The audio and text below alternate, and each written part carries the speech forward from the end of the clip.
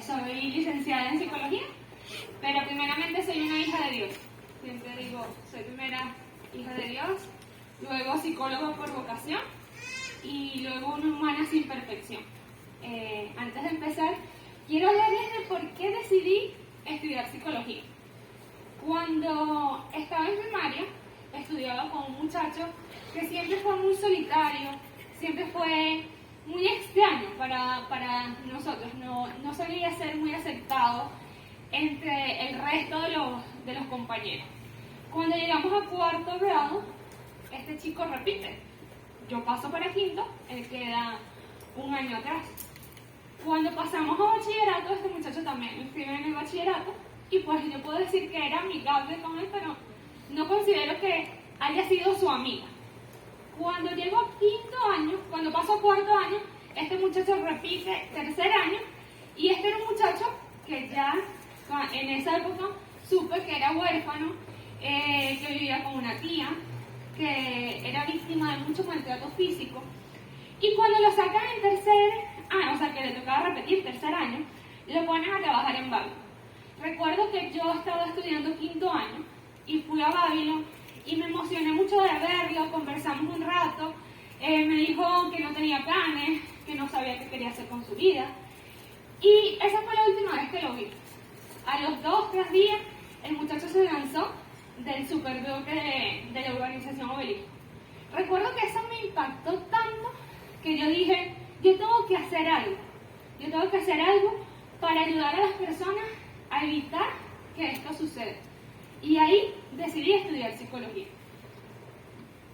Y tenemos que saber que el suicidio es un problema de salud pública. Es un problema de que todos conocemos al menos una historia de personas que se han suicidado o lo han intentado. Y creo que por eso estamos aquí, porque queremos ayudar a nuestros preadolescentes y a las personas que están a nuestro alrededor a que no tengan que vivir esto, a que nosotros no tengamos que vivir eso de nuevo. El hecho de perder a alguien y preguntarnos, porque yo me pregunté mucho, ¿qué hubiese pasado si yo hubiese sido su amiga? Porque como les estoy diciendo, era amigable con él, pero no era su amiga. ¿Qué hubiese pasado si le hubiese ayudado a buscar ayuda? Y eso nos tortura. No podemos pasar la vida preguntándonos qué hubiese pasado si, porque no podemos cambiar el pasado. Pero esas situaciones sí nos enseñan qué puedo hacer yo ahora. ¿Qué puedo hacer yo ahora si me encuentro en una situación similar para evitar que estas cosas puedan, en lo que dependan de mí? Porque es una de las cosas que tenemos que entender. Hay una parte que depende de mí, una parte que depende de la persona que está viviendo la situación y una parte que depende del Señor. Bueno, la parte de la que yo les voy a hablar es de la perspectiva del suicidio. La siguiente lámina, por favor. Ajá. El suicidio como causa de muerte. ¿Lo tengo aquí? ¿Aquí? Para el 2019, la Organización Mundial de la Salud no ha actualizado estas estadísticas. De hecho, estas estadísticas las publicaron en junio del 2021. Para el 2019, el suicidio era la cuarta causa de muerte entre los jóvenes de 15 y 19 años. Sin embargo, en los reportajes de distintos países ya representa la tercera y la segunda causa de muerte entre los jóvenes de estas edades. ¿Qué quiere decir esto? Quiere decir que nos estamos enfrentando con algo que es cotidiano, que nos estamos enfrentando con algo que no va a desaparecer, sino que más bien viene en aumento. Y les felicito mucho por estar aquí, porque la Biblia dice, mi pueblo perece por falta de conocimiento. Y si bien necesitamos esa fortaleza espiritual, necesitamos orar, necesitamos leer e interpretar la palabra, porque como decía Yenire, cuando leemos la Biblia y leemos historias de personajes bíblicos, nos damos cuenta que ahora cosas que tienen nombre y en ese momento no lo tenían, ellos la pasaron. Yenire decía que ella veía la depresión en esos versículos de David. Yo he visto muchísima ansiedad. Yo digo que si tuviera que colocarle un diagnóstico a David, diría que tenía trastorno de ansiedad generalizado. Constantemente estaba angustiado. Pero ¿qué hacía? Vaciaba su angustia ante el Señor. Ahora, ¿qué pasa con estas estadísticas? Estas estadísticas ni siquiera son reales. Es decir, pudiéramos estarnos intentando que sea la causa número 1. ¿Por qué? Porque hay países donde el suicidio es ilegal, donde es vergonzoso, eso lo vamos a ir hablando más adelante, donde no hay una manera de registrar realmente la cantidad de suicidios que hay. Entonces esto se da a los datos oficiales que hay, pero se dice que por cada uno de estos datos hay por lo menos 3 o 4 que no se han registrado. Eso quiere decir que, como les digo, pudiéramos estarnos enfrentando quizás a la causa número 1 de muerte de los jóvenes. La siguiente diapositiva, por favor. Ahora, les quiero dar un poco de estadística y quiero que participen un poco. ¿Por qué es importante la estadística? Porque la estadística nos ayuda a saber cuáles son los factores y quiénes son las poblaciones en riesgo. Ahora, empecemos con el sexo. ¿Quiénes creen ustedes que se suicidan más? ¿Las mujeres o los hombres? Ok. ¿Quién más? ¿Alguien dice algo distinto? Yo creo que ambos, no sé. He escuchado demasiados casos de chicas y también he visto... Yo creo que las mujeres. Bueno, las mujeres son más emocionales, más vulnerables a la parte emocional, es mi mensaje. No, claro, yo vengo a darles la respuesta, pero quiero saber qué pensamos saben. nosotros? Claro.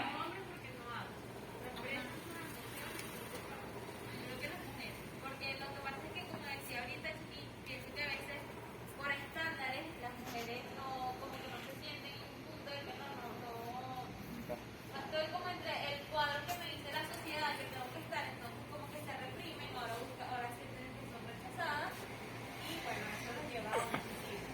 Yo digo que los hombres, porque he visto que sí sucede eso, pero en cambio la mujer es más de contarlo, de expresarlo, y poco a poco se va drenando, menos el hombre es de aislarse. Y he oído más casos de hombres que se suicidan que de mujeres. Ok. Y el ganador es que las mujeres lo intentan más, pero los hombres lo consuman más. Es decir, por cada 5 intentos suicidas, intentos alguien que lo intentó pero no lo logró. 3 son mujeres y 2 son hombres. Pero de cada 3 personas que se suicidan, 2 son hombres y 1 es una mujer. ¿Por qué? Porque los hombres suelen usar métodos más violentos, por ende son más efectivos, pero las mujeres solemos intentarlo más.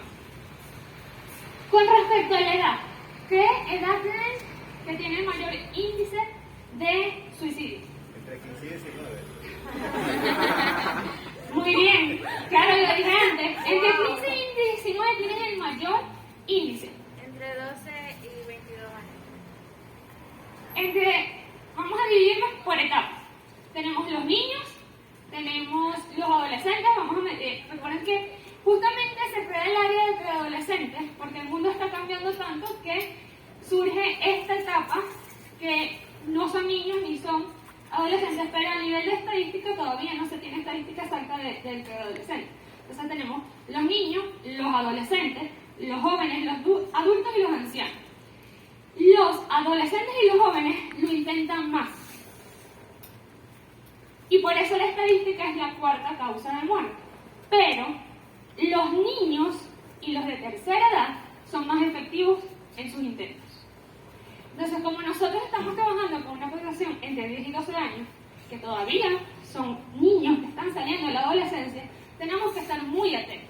Porque puede que aparezcan menos esa ideación suicida, pero una vez que tienen el plan, son mucho más efectivos en alcanzarlo. Lo siguiente que tenemos es el estado civil. Divorciado. Los casados.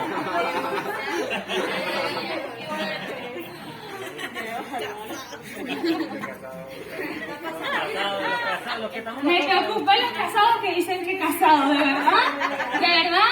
El líder del área que vaya tomando nota.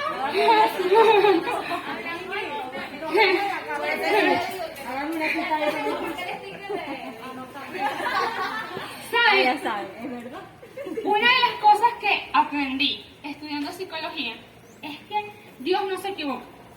Es decir, ya lo sabía desde que era creyente, pero lo confirmé. Si alguno de ustedes decide luego estudiar psicología, se va a encontrar con muchas cosas que chocan con la fe. Pero si nos vamos a los principios bíblicos, nos damos damos cuenta, cuando vemos estadísticas, cuando vemos situaciones, que Dios no se equivoca. Porque Dios dijo que no era bueno que el hombre estuviera solo. Le haré ayuda idónea. Los casados, las personas casadas, son las personas con menos índices de intento, suicidio y por ende menos consumación del suicidio. Lo intentan más las personas solteras, las personas divorciadas, las personas viudas y las personas incluso en concubinato. O sea, la estadística habla específicamente de estar casado, así sea ante la ley o ante el Señor. Y lo último es la productividad. Las personas que tienen mucho tiempo de ocio suelen ser más sensibles a estos pensamientos, que aparezcan estos pensamientos suicidas. Sin embargo, los extremos son insanos. Una persona con mucho ocio, pero una persona que se pasa demasiado tiempo ocupada, es un indicador de que hay algo con lo que no quiere conectar y que hay que revisar. Entonces, cuando revisamos todo esto, quiere decir que los hombres en edad adulta que están solos, que no trabajan, son las personas que más se suicidan. Pero si vemos que los que tienen mayor letalidad, que es lo que nos interesa a nosotros en este momento, son los niños, tenemos que estar muy atentos, los niños y los de la tercera edad, pero tenemos que estar muy atentos en nuestro grupo, esos preadolescentes que nos verbalicen, es que yo siento que sería mejor desaparecer. Y tenemos que estar entender los eufemismos. No siempre alguien te va a decir yo me quiero morir, sino que va a decir yo quisiera desaparecer, yo quisiera dormir y nunca más despertar, yo quisiera tomar un viaje muy largo y nunca regresar. El secreto es ver que siempre detrás de las casas lo que quiere es desaparecer, apagarse. Y ahí tenemos que esperar. Jenny y Daniel decían algo, no teman enfrentar ese comentario, evadir es lo peor. Quizás pudiera en el grupo decirle, no sé, Ingrid lo verbaliza y digo, Ingrid, me gustaría que habláramos de eso al final. Si no quieren desviar el grupo, pero no lo dejen pasar. No tengan miedo de preguntar. Muchas veces tenemos miedo de preguntar porque nos sentimos nosotros mismos muy angustiados, nos da mucho miedo de que lo que yo vaya a hacer es que Ingrid al final lo consuma. No. La válvula de escape a esa emoción, a ese pensamiento, a esa situación, lo primero es a verlo. Una vez que la persona lo comienza a ver y lo comienza a verbalizar, disminuye mucho. Claro, no es la solución, no quiere decir, bueno, ya yo lo veo con Ingrid, ya no lo va a hacer. No, ya yo lo veo con Ingrid, ya lo disminuyó, pero tengo que abordar la situación. La siguiente lámina, por favor.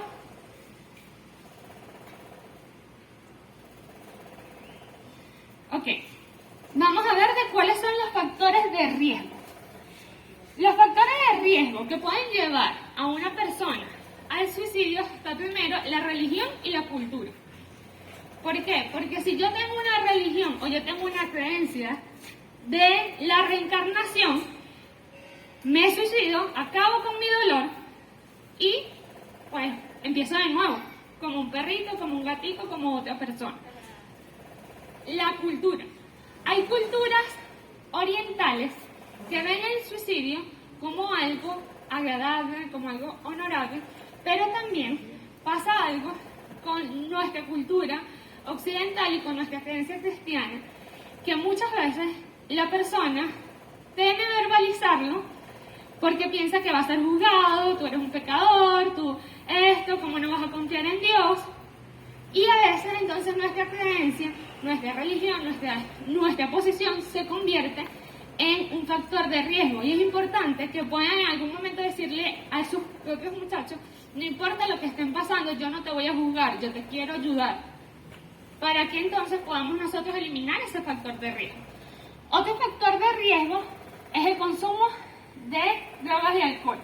Por dos motivos. Una persona que está consumiendo está buscando apagar, está buscando paliar un dolor emocional. Y el siguiente motivo es que una persona que consume se desinhibe y puede cometer actos de los cuales ya no haya vuelta atrás, como las personas que se suicidan por sobredosis. No era su intención, intención, pero el consumo los llevó a eso. Desinhibir. Desinhibir es el hecho de que ya no hay como control de mis deseos y de mis impulsos, sino que me entrego totalmente al deseo. Es, por ejemplo, yo estaba sentada y quería comer galletas. Desde la mañanita. Entonces, mis impulsos me hacían no pararme, porque me daba pena que van a decir, la invitada si es la música. Lo soy. Pero una persona que esté bajo los efectos del alcohol, que se desinhibe, se puede parar, agarra la mesa, se la come y no le importa, porque no hay ese pensamiento que muchas veces nos detiene y nos dice, epa, detente. El juicio. Los siguientes son antecedentes suicidas.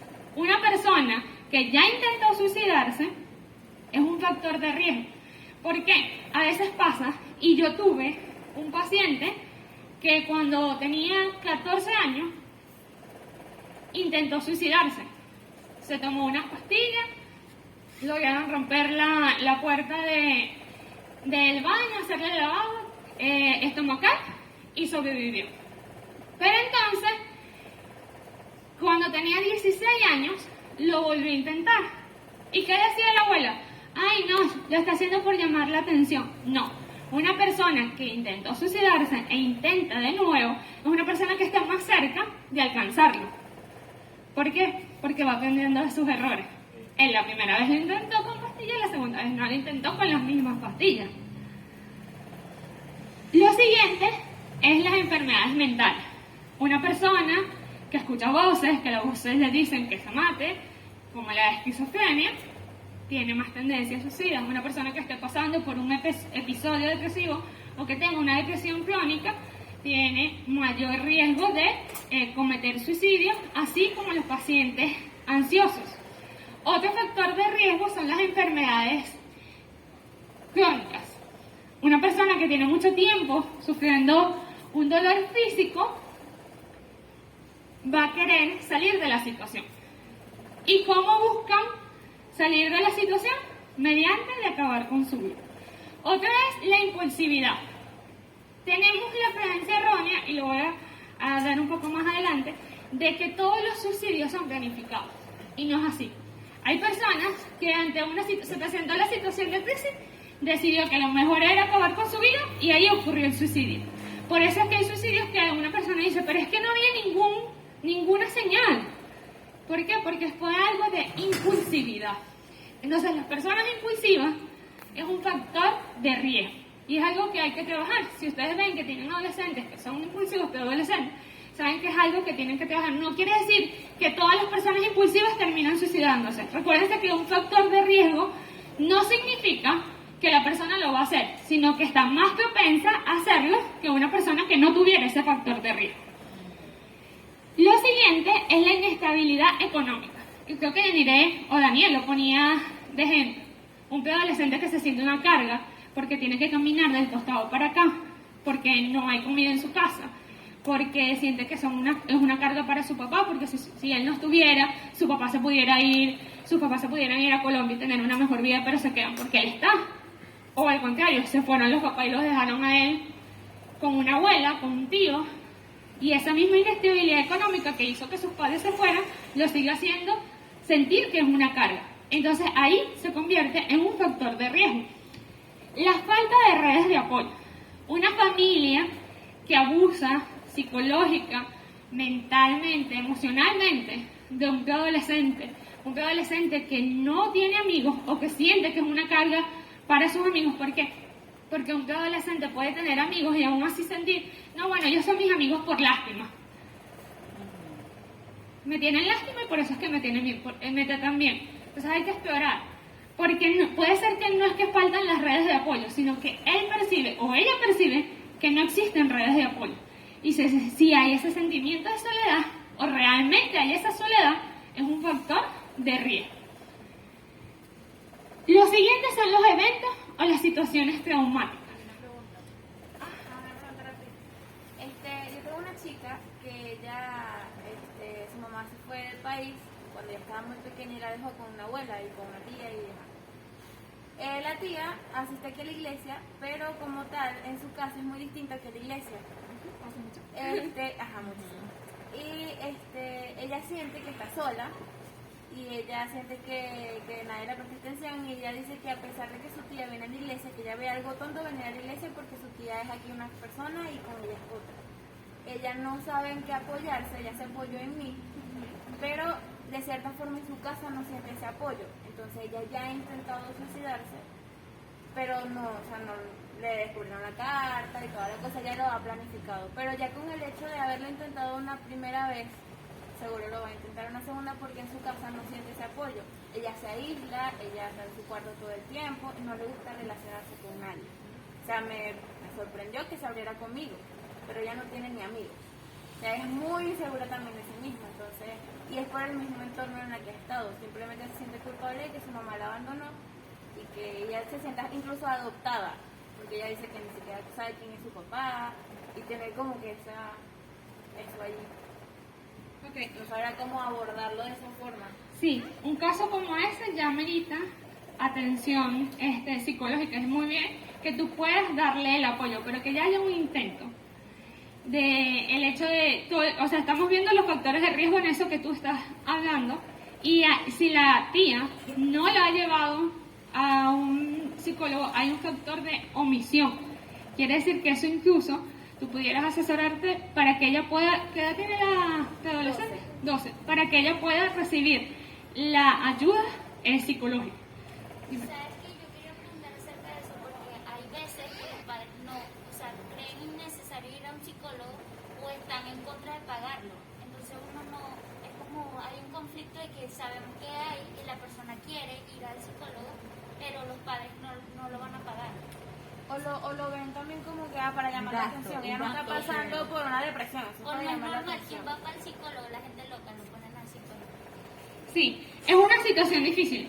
Sin embargo, una de las recomendaciones que yo le doy a ustedes es que tienen que empezar a crear lazos con esos padres, con esos representantes, con esos cuidadores, y que ustedes puedan advertirles. Y lo segundo es, hay sitios y programas de atención psicológicos gratuitas que ustedes pudieran recomendarle a estos adolescentes o preadolescentes, incluso por WhatsApp.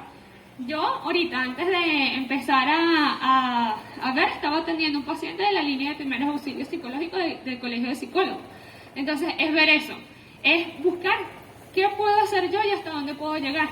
E incluso, la Biblia nos habla de cómo resolver los conflictos. En Mateo 18 dice que primero te sientas con la persona, o sea, primero te sientas con la tía, luego te sientas con la tía, y si la tía viene a la iglesia, te sientas con la tía y con su líder, que sería un testigo.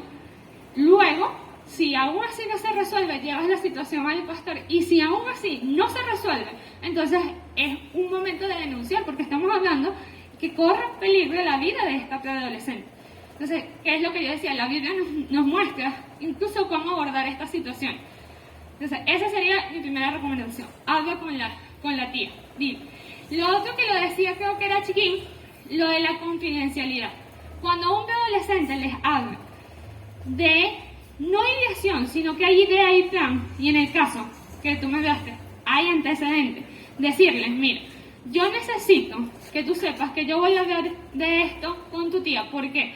Porque tu vida es valiosa, porque yo quiero ayudarte y la única forma de ayudarte es que ella, o sea, que intervengamos con ella y le explicas. Y va a haber momentos en que los adolescentes se van a enojar con ustedes, pero a la larga y en el futuro es que van a darse cuenta que valía la pena. Porque ¿qué pasa si yo guardo el secreto? Si yo guardo el secreto y ese adolescente se suicida.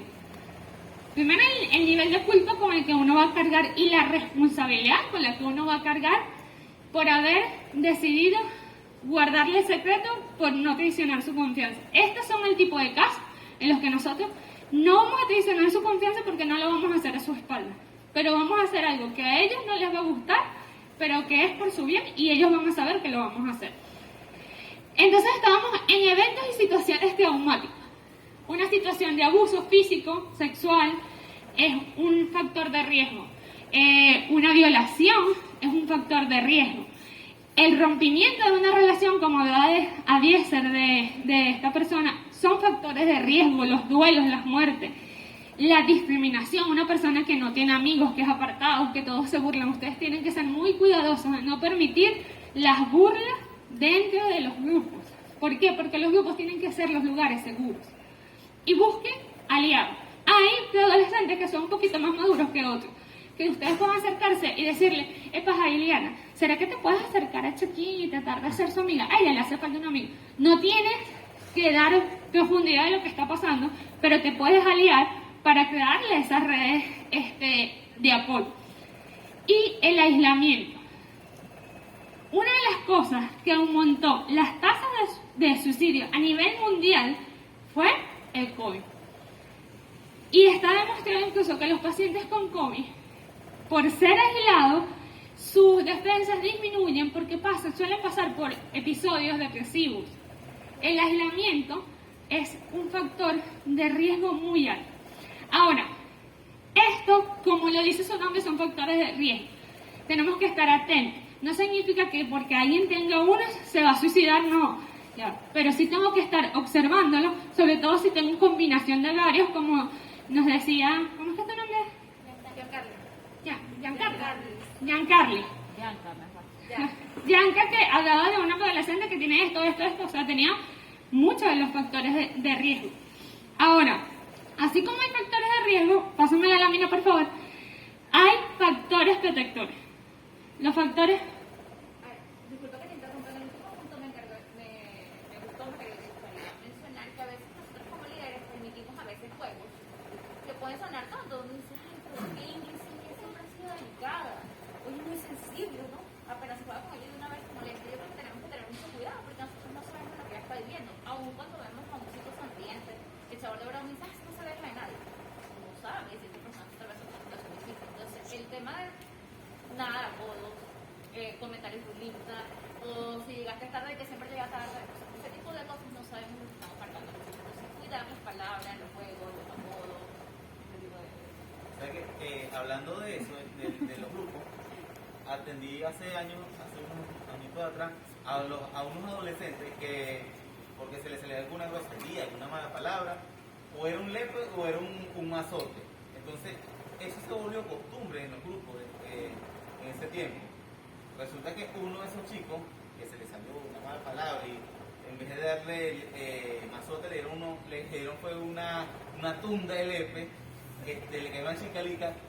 El muchacho debido a eso conectó toda su situación que estaba viviendo a nivel emocional, su familiar, lo conectó con el que intentó suicidarse, el chico de aquí, y tuvimos que intervenir, ir al grupo, que todo esto se parara, porque algunas veces esos juegos que pueden ser muy normales, muy comunes entre chicos, supuestamente, entre comillas, son graves, lastiman, laceran el corazón de estos chicos.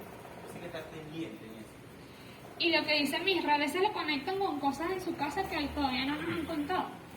Entonces, no sé, digamos, de una preadolescente que en su casa le dicen que no sirve para nada, que es una tonta, que es una estúpida, entonces nos hacen una pregunta en el grupo y ella se equivoca, da una respuesta que nada tiene que ver. ¡Ay, tú sí eres tonta! Y esa preadolescente lo conecta con la situación que está pasando en su casa. Es una preadolescente que no va a querer volver. Es una adolescente que si está viviendo una situación de riesgo no va a querer hablar porque ¿para qué hablar si soy una tonta? Entonces, a veces hay que ser un poco firmes con cosas que incluso nosotros podemos considerar que, ay, qué tonta, o sea, ¿cómo se molesta porque le digan tonta? Pero porque tenemos que cuidar el corazón y lo que está sucediendo acá. La siguiente lámina, por favor. La siguiente, si no voy para acá. ¿Ya? Ok. Bien, los factores protectores. Las religiones judeocristianas, es decir, el cristianismo. ¿Y por qué digo religión judeocristiana? Porque todos que se basan en la Biblia, aunque puedan ser sectas, eso ya es algo de teología, algo más profundo, vean teología básica para que vean las sectas, tienen este factor protector. ¿Por qué creen que las religiones judeocristianas pueden ser un factor protector? Porque le enseñas cosas basadas en la Biblia. Por la cuestión del autoconocimiento, o sea, de lo que uno es. Exacto, porque conocemos quién Dios dice que somos. nuestra identidad. Y cuando tenemos identidad en Cristo, nos alejamos de esos pensamientos y podemos estar incluso como Job, que aun cuando lo perdió todo, aun cuando estuvo en el momento más difícil de su vida, aun cuando no sabemos, pero podemos suponer que tuvo pensamientos suicidas, no los consumó. ¿Por qué? Porque confiaba que existía un Dios que, como dice Romanos 8:28, para los que aman a Dios, todas las cosas ayudan a bien conforme al propósito al que fueron creados o al que fueron llamados, dice otra versión. Eso quiere decir que entonces si yo estoy arraigada en mi fe, aun cuando pueda estar pasando una situación difícil, confío en que Dios me va a dar la salida. Y me hago más hablar para que, por favor, ora por mí porque estoy pasando esta situación. Ahora, nuestros preadolescentes, por lo general, no tienen esa firmeza en la fe. Están todavía descubriendo quiénes son ellos mismos y tienen muchas dudas, sobre todo en una sociedad donde les venden muchas mentiras y entonces, pero ¿por qué no puedo creer en Dios a mi manera? Cuando yo creo en Dios a mi manera, pierdo este factor protector. Cuando yo creo en el Dios de la Biblia, como lo establece la Biblia, entonces tengo un factor protector. Lo segundo es las redes de apoyo y la integración social. Un adolescente o preadolescente que tiene apoyo de sus padres o del familiar que lo esté cuidando, porque aun cuando sean abandonados por sus padres, si quedan con un tío, con un cuidador, con el que tengan un nexo emocional, si se conectan emocionalmente con ustedes, si tienen amigos, esos son factores protectores. Lo siguiente es la salud mental. Un adolescente, una persona que no tenga un diagnóstico de trastorno mental, que le dé importancia al cuidado de sus pensamientos, dice Proverbios, sobre todas las cosas, guarda tu corazón, porque de él mana la vida. Y en ese versículo, corazón significa mente. Entonces, cuando aprendemos a cuidar nuestra mente, nuestros pensamientos, es mucho menos posible que le hagamos caso a esos pensamientos. Porque una de las cosas que tenemos que saber es que esos pensamientos pueden aparecer en cualquier momento e incluso pueden aparecer en nuestra propia vida. Y cuando aparecen en nuestra propia vida, no significa que, ay Dios, tengo que buscar ayuda. No, pero si yo lo verbalizo, es mucho más fácil que disminuya. Si yo cuido mi mente, si yo confronto esos pensamientos con la verdad bíblica, si yo hablo con alguien para drenar esos pensamientos, y yo normalizo que esos pensamientos pueden aparecer, porque a veces, ¿por qué se vuelve un factor de riesgo a veces el cristianismo? Porque decimos, es que tú no estás confiando en Dios, ¿cómo vas a pensar en eso? Tú no tienes fe. Y entonces empezamos a juzgar. Pero si yo veo que cuidar mi corazón, cuidar mi mente es también verbalizar y normalizar el hecho de que esto pueda aparecer, entonces ayuda a las personas a tener factores protectores en su vida.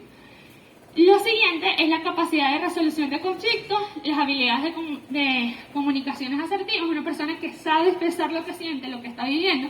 Como decía Yanire, no existen emociones buenas o malas, existen emociones agradables y desagradables, porque yo creo que a nadie le gusta estar molesto, a nadie le gusta estar triste, o sea, son desagradables, pero a todos nos gusta estar feliz. Pero una persona que es capaz de identificar sus emociones, de manejarlas, de saber cómo expresarse ante los conflictos, tiene mucho menos posibilidades de consumar o pasar de la ideación a algo más. Y lo último son los hábitos saludables. Una de las historias que a mí me impacta mucho está en Primera de Reyes 19:4. Elías acababa de enfrentarse con los sacerdotes de Baal y los habían matado a todos. O sea, Dios le había dado la victoria, pero quien estaba reinando en esa época, Jezabel, le dice que lo va a mandar a matarte. Le dice, mañana a esta misma hora tú vas a estar muerto. Un hombre que había vivido el poder de Dios, que había tenido esa victoria, de repente sintió miedo. Y es entender eso. Una persona que transita en el caminar cristiano, que ha visto la mano de Dios, puede en algún momento sentir miedo. Y pasar lo que le pasó a Elías. Elías llega y dice, entonces Elías caminó todo el día por el desierto. Se sentó debajo de un arbusto y con ganas de morirse dijo, ya basta, Señor, déjame morir, que no soy mejor que mis antepasados. Es como profundo, es como fuerte. Y dice la Biblia que tenía ganas de morirse, o sea, no creo que haya, o bueno, no he estudiado yo, una historia donde veamos una ideación suicida más clara que la de Elías. O sea, con ganas de morir se dice. ¿Y qué hizo el Señor? ¿Algunos conocen la historia? ¿Sabe qué hizo el Señor en ese momento? ¿Sí? Ah, no, pensé que estaba diciendo que sí. Pero estás haciendo así, pensé que estaba diciendo. ¿Sí? Lo mandó a un tiempo a solas, ¿verdad? Junto a un arroyo y ahí lo fue alimentando. Y dijo que en ese tiempo él tuvo ahí su peleita con Dios. No sabemos si tuvo una pelea con Dios, pero dice la Biblia, Me imagino ¿no? que tuvo su peleita con Dios. le dice la Biblia que comió y durmió. O sea, se acostó a dormir y cada cierto tiempo aparecía un ángel con comida, le alimentaba. Y ya cuando se había fortalecido, Dios llegó y le dijo, bueno, vuelve a hacer lo que te he llamado a hacer. Entonces, no subestimemos el poder de comer y dormir, de tener hábitos saludables. Una persona que tiene ideación suicida, que está pasando por un episodio depresivo por lo general, ni está durmiendo bien ni está comiendo bien. Puede estar o durmiendo demasiado o no durmiendo, o comiendo demasiado o no comiendo. Y ninguno de esos dos extremos son hábitos saludables. Entonces, eso, cuando tengan, yo no sé si ustedes tienen tiempo uno a uno con sus preadolescentes, ¿sí?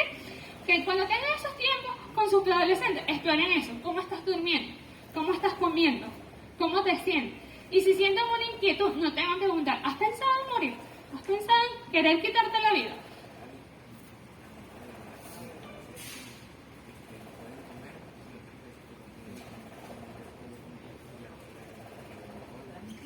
Ah, sí, Daniel dice algo también.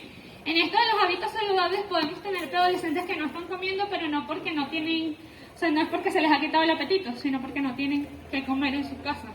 Entonces ahí estamos teniendo preadolescentes que han dejado de comer, pero no porque no quieran, sino porque no tienen. Y ahí tenemos que ver que entonces no está teniendo un factor protector, que tiene el factor de riesgo que hablábamos en la lámina anterior, que es la inestabilidad económica. La siguiente lámina, por favor. Sí, no veo que... Ahí está. Ahora vamos a ver la visión del suicidio desde varias perspectivas. La vamos a ver desde la perspectiva de la persona que intenta suicidarse. Evidentemente no podemos conocer la perspectiva del que ya se suicidó, pero a raíz de los estudios de quienes lo intentaron y luego han trabajado en eso, tenemos la perspectiva de el suicidio, tenemos la perspectiva de la sociedad, tenemos la perspectiva del personal de salud mental y vamos a terminar con la perspectiva de la iglesia. Lo primero que piensa, o las tres formas en las que piensa una persona que intenta suicidarse, es liberación o castigo. Lo hablaban ya antes, liberación, están viviendo un momento de angustia, de dolor emocional tal que quieren liberarse. Hay otro tipo de personas que ven el suicidio como un castigo. Quieren castigar a quien le está haciendo daño. Entonces, si mi abuela, mi mamá, mi papá es mi abusador, yo me voy a suicidar como una forma de castigar. Ahora, es muy difícil para determinar quienes lo consuman, si fue por liberación o por castigo. Eso sería ponernos a suponer o juzgar. Porque una persona que está siendo abusada por su padre puede hacerlo por liberación o puede hacerlo por castigo. No podemos saberlo. Ya eso queda, es más de nuestra imaginación. Por eso dice liberación o castigo. La siguiente es altruista. Daniel trajo un ejemplo que yo también lo traía de la mamá en Colombia que se lanzó del puente con la hija. El suicidio altruista muchas veces es suicidio-homicidio. ¿Por qué? Porque esta mamá está pasando por una situación económica tan difícil que decide quitarse la vida, pero entonces como hay un bebé que depende de ella, se la quita también al bebé porque nos vamos a salvar los dos. Vamos a estar mejor en el cielo. Ay, Dios.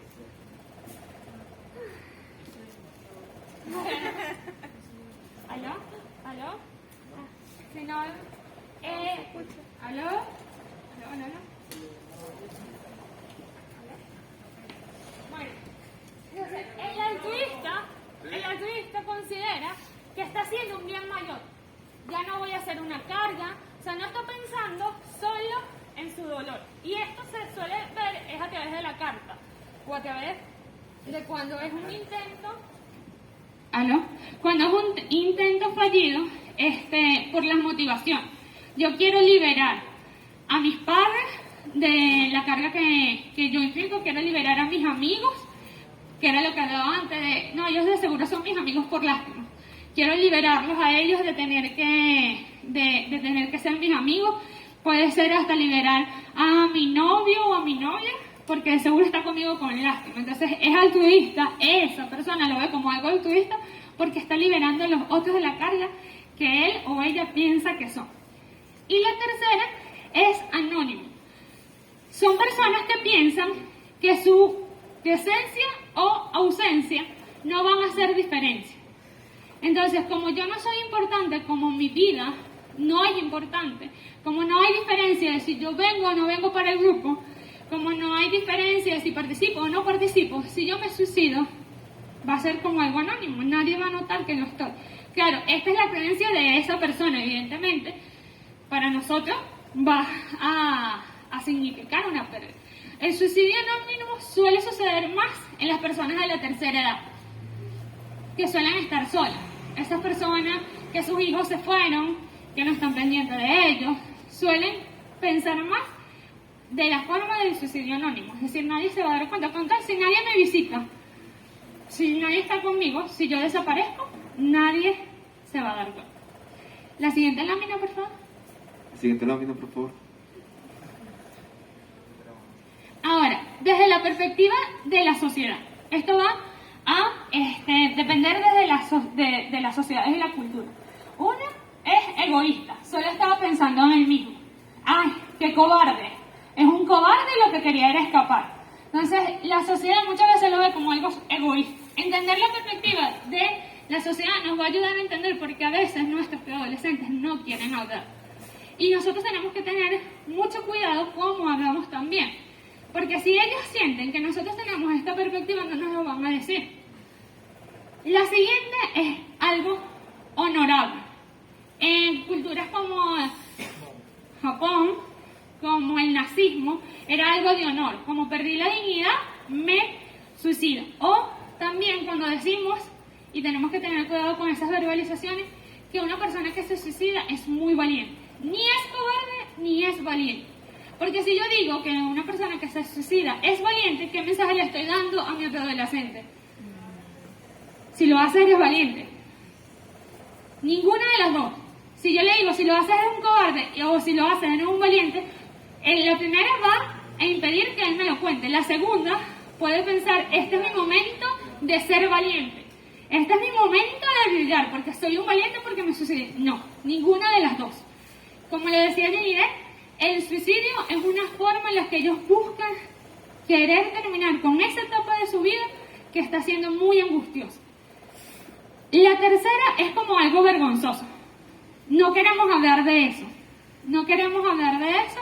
Es un tabú, es un mito, hasta inventamos cosas de cómo pudo haber muerto la persona y no admitimos que es un suicidio. Y también hay sociedades donde es penado por la ley. Es decir, una persona intenta suicidarse, no lo logra, va presa. Por eso se convierte en algo vergonzoso. E incluso los invito a explorar sus propias familias. Y van a descubrir que al menos hay un caso del cual muy difícil les va a hacer encontrar que se suicidó y nadie quiere hablar de eso. Uno de los hermanos de mi abuela se suicidó y yo me vine a enterar que había sido un suicidio cuando tenía como 20 años de muerto porque nadie quería hablar de eso, era como algo vergonzoso. Vamos a seguir adelante. La siguiente lámina, por favor. La perspectiva de la salud mental. Hay 4 cosas que debemos conocer. Una es la ideación suicida, cuando hay ese pensamiento, me quiero morir.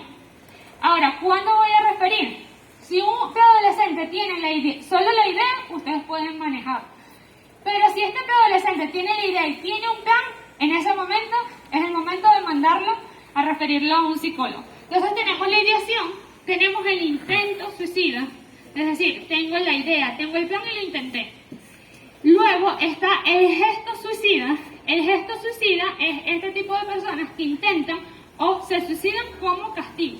Usualmente la persona que usa el gesto suicida no se quiere suicidar, sino que quiere castigar a las personas que lo maltratan con este intento. El asunto es que a veces se les va la mano y lo concretan. Y está el suicidio, que es la consumación. La siguiente, por favor.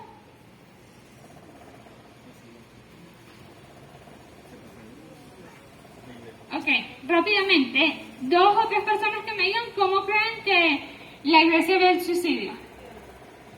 Como que es un demonio, que está endemoniado, es un pecado, es la persona peor del mundo porque lo que tenía que hacer era orar. Ok, la siguiente lámina, por favor. Usualmente, como ustedes lo dijeron, se ve como un pecado. ¿Por qué? Porque nos basamos en ese mandamiento que dice no matarás, y que no matarás incluye no matarte a ti mismo. Lo segundo lo vemos como un tabú, no hablamos de eso. Como lo vemos de manera pecaminosa, entonces es un tabú del cual no se habla y no le damos la confianza a hablarlo. Y está la última parte, que gracias a Dios es la iglesia a la que ustedes pertenecen, que es como un problema de salud mental multicausal, biológico, social, mental y espiritual. Biológico, ¿por qué? Porque existen 2 tipos de depresión, la endógena y la exógena. Y eso tenemos que saberlo.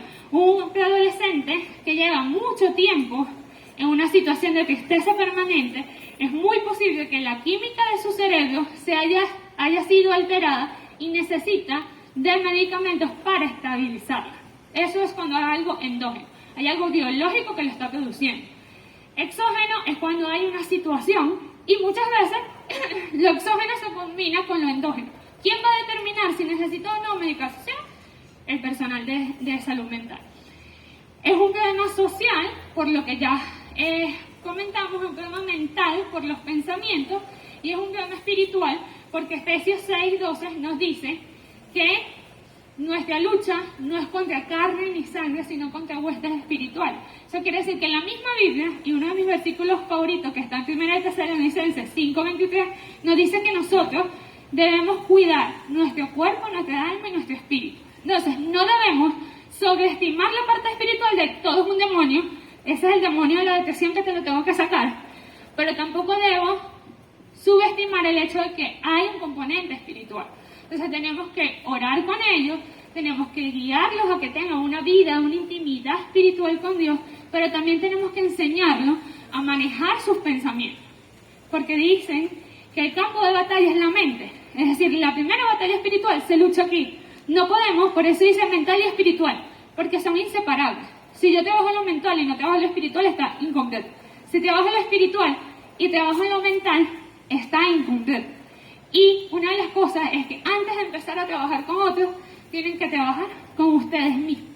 Empezar ustedes mismos a trabajar su mente y su espíritu. Me gustó mucho la dinámica que hizo Daniel y Jenny de la visualización. ¿Por qué? Porque el trabajar nuestras emociones, el sacar nuestras emociones, nos ayuda a poder luego conectar con la emoción del otro. Si yo tengo miedo a conectar con el miedo, no voy a poder conectar con el miedo del adolescente. Si yo tengo miedo de conectar con la tristeza, no voy a poder conectar con la tristeza del adolescente. Entonces, esas eran las cosas que quería compartir con ustedes. No sé si les quedó claro cuándo deben referir al psicólogo. Y el psicólogo es el que refiere al psiquiatra. Siempre traten de referir primero al psicólogo y luego el psicólogo al psiquiatra. Entonces, antes de terminar, yo sé que ya me pasé, me gustaría que nos pusiéramos de pie y pudiéramos hacer una pequeña oración.